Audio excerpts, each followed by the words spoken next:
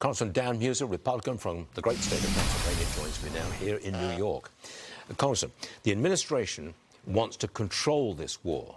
They don't want to give any element of control to Congress. Can they keep in control?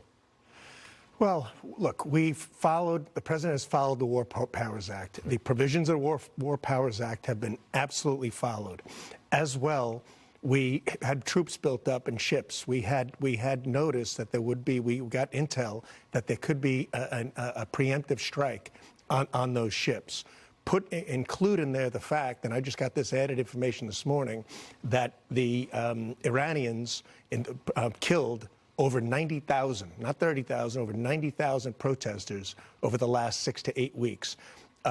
Include as well the imminent threat that I mentioned, and the fact, how about this, Stuart, during the negotiation, the final negotiation, we offered for their nuclear program the materials necessary to create energy. They said no. They want to be able to enrich their uranium that could also be utilized. They didn't say this, but what else would be the reasoning? To make a bomb. We don't want the #1 terrorist state in the country, in the world, to have a bomb that's murdering its people, an imminent threat on the U.S. And what about the regional countries? President Trump brought everyone together. I mean, Saudi Arabia, Bahrain, UAE are all part of this, and by the way, are being attacked by Iran as we speak. We're going to bring down a terrorist state. It's going to take a little bit, but there will be calm in the near future. I want to run through some energy prices because this could be a serious problem for the president and for the GOP in the midterms. Let's start with oil. We have the price of oil at this moment been $76, $77 a barrel. It's up, what, 5 or 6% today. We have the price for a gallon of regular gasoline going, I won't call this a spike. It's up to $3.10, up 11 cents overnight. Yeah. Nat gas, that's up about 6%. Well, there you go. We've got oil at 76. We've got gasoline at 310. And nat gas, that is also sharply higher. Nat gas is up 5.5%.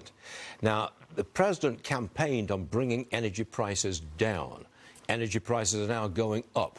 Yeah. It's going to hurt him in the midterms. Well, no, I don't think so, because I think things will correct themselves. Gasoline prices, price at the pump, energy as a whole for manufacturing, everything else has come down considerably since the president had come in. Our production levels are the highest they've ever been. Our imports from Mexico, our neighbors in Canada, are steady. Our SPR is at one of the highest levels ever. This is a disruption. This is an anomaly. This is our attack on Iran, along with multitude of other countries at this point, and there'll be a short-term disruption. Okay, that's what's being called for. You know, I was just down at the New York Stock Exchange, and today's clearly a very off day. There's corrections taking place, and the level of volatility because of this. But to get oil prices down, to get gas and nat gas prices down again, you've got to have a quick end to this war. You've got to have a very positive outcome, and it's got to happen quickly. You think that's going to happen? I think we will have a level of certainty as we move forward. Look, we started by going after their offensive weapons. We now are hitting on the defensive weapons. Leadership was coming after that. Clearly, it came well before it. And then will come phase 2. And phase 2 would be, you know, the people, the revolutionaries, those whom, and it could be part of the current regime, as long as they don't engage in terrorism and develop a nuclear bomb, and all the while stating how they're going to use it on Israel and the United States of America. That's the Iran of the past. Because of President Trump, the Iran of the past is going to be history. The clear goal is no nukes, no nuclear weapon. Right. No help for the proxies. Right. No more synthesizing uranium, whatever you call it, enriching uranium, yep. And no more missiles. And if you get all of that, that's right. You've got a big win. And no more threats on the Strait of Hormuz, which already they've threatened, which is total nonsense. And I think the markets are reacting to that as well as the price of oil. I think we're going to keep control of this thing.